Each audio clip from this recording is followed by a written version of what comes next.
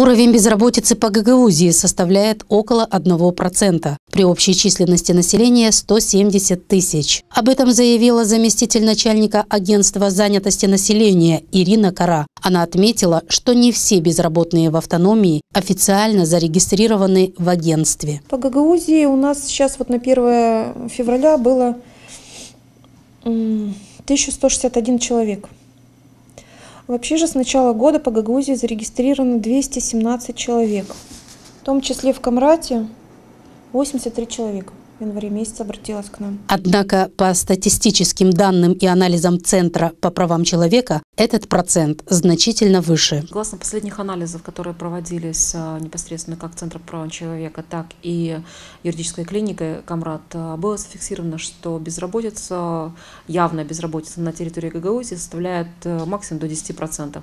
Хотя на самом деле те цифры, которые можно сегодня говорить, необходимо озвучить цифру 39-40%. Как отмечают представители агентства занятости населения, тот контингент людей, который к ним обращается, регистрируется не для того, чтобы найти работу, а в большей степени для того, чтобы получить социальные пособия. Пособие не столько от нас, потому что у нас ограниченное количество категорий получателей пособия, сколько социальных пособий.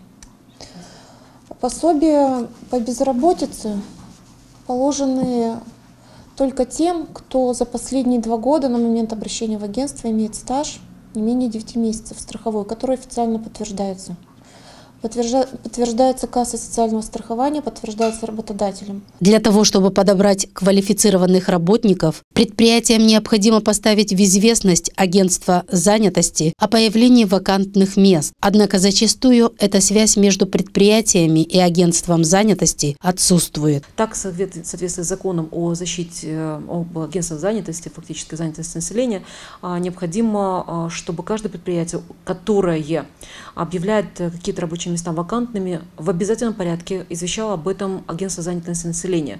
А для тех, кто действительно ищет работу, агентство занятости предлагает разработанный сайт. Каждый желающий может воспользоваться в интернете и поискать работу не только в автономии, но и по всей Республике Молдова. Для этого Национальное агентство занятости создало такой сайт. Он называется «Ангажат МД». Вот вышел перечень профессий, где нужны шоферы, водители автомобиля. Вот здесь населенные пункты. Вот Криуляны, Архея, Лавень, Анениной.